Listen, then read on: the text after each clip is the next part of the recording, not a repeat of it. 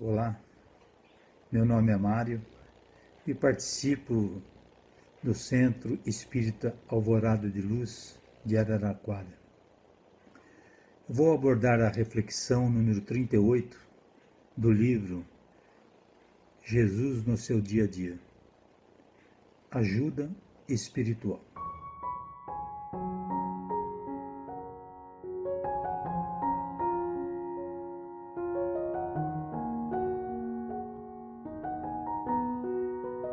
Para elaborar esse tema, antes busquei entender uma parte da oração do Pai Nosso, que diz: seja feita a vossa vontade. E devemos estar em sintonia com elas, que seria a vontade de Deus, isto é, viver em sintonia com as leis naturais. A pergunta 641 do Livro dos Espíritos fala que a lei natural é a lei de Deus, a única e verdadeira para a felicidade do homem. Indica que deve fazer ou deixar de fazer, e ele só é infeliz quando dela se afasta. Dentro desta linha de entendimento, Kardec questiona aos seus auxiliares espirituais, na questão 794 do Livro dos Espíritos, se a sociedade poderia reger-se unicamente pelas leis naturais, sem o concurso das leis humanas, e obtendo como respostas: poderia, se todos compreendessem bem e quisessem praticá-las, então elas bastariam. Veja como essas palavras são claras, objetivas e simples. Poderíamos viver assim, nessa simplicidade, nessa paz, nesta harmonia, nos aperfeiçoando a natureza. Mas a sociedade tem suas exigências e precisa de leis especiais. Aqui fica clara a necessidade da separação entre as leis naturais, chamadas leis de Deus, ou leis morais, das leis humanas. Então, as leis humanas serão mais perfeitas quando, ao serem elaboradas, estiverem em consonância com as leis naturais. Certa feita, o escritor José Lázaro Borberg, em visita a Chico Xavier, na casa de Chico, notou a sabedoria desse espírito. Quando as pessoas lhe pediam conselhos, aliás, era o que faziam, se deveriam fazer desta ou daquela maneira, em determinadas situações da vida. O saudoso médium sabiamente dizia: vamos orar e pedir que os espíritos intuam para que você encontre a solução ideal. Ou vamos pedir a Deus em orações para você. Jamais indicava a solução, pois se assim fizesse e não desse certo, logicamente voltariam até ele e iriam dizer: o seu conselho, Chico, não deu certo. O universo age da mesma forma.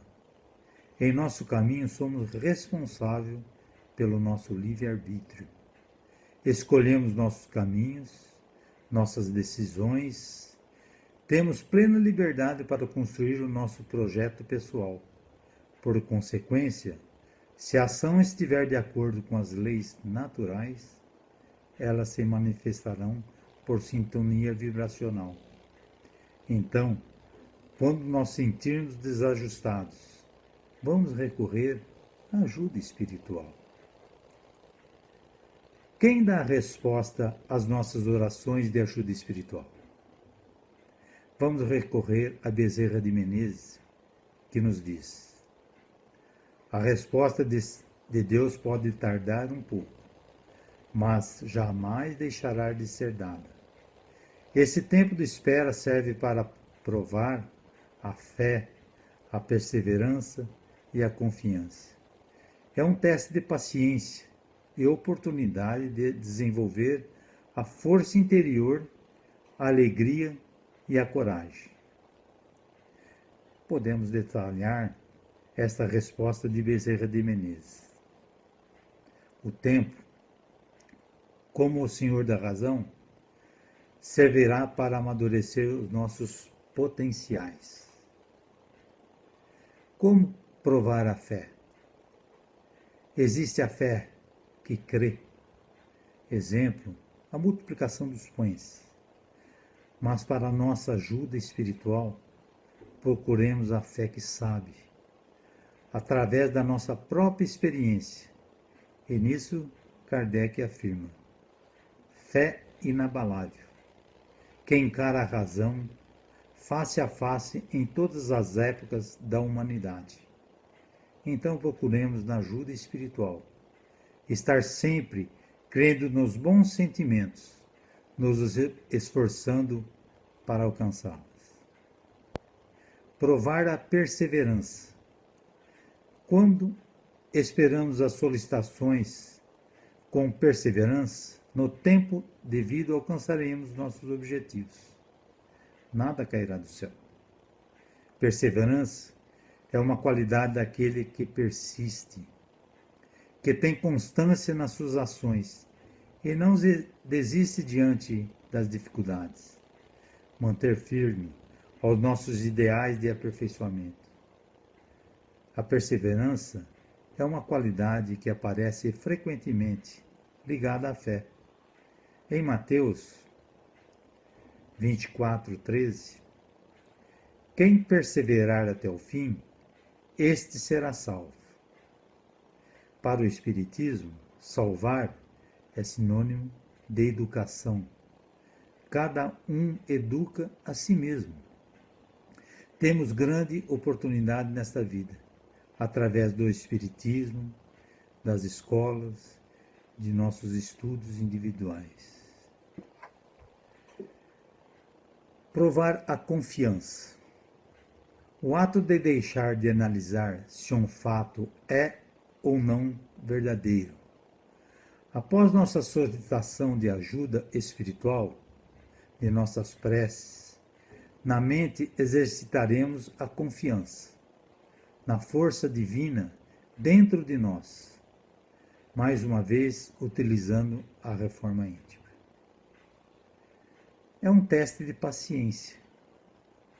Entre o espaço do pedido e a resposta, na solicitação de ajuda espiritual, a paciência é uma virtude conquistada de experiências passadas, conceituando com virtude de se suportar os precalços sem qualquer queixa e com resignação.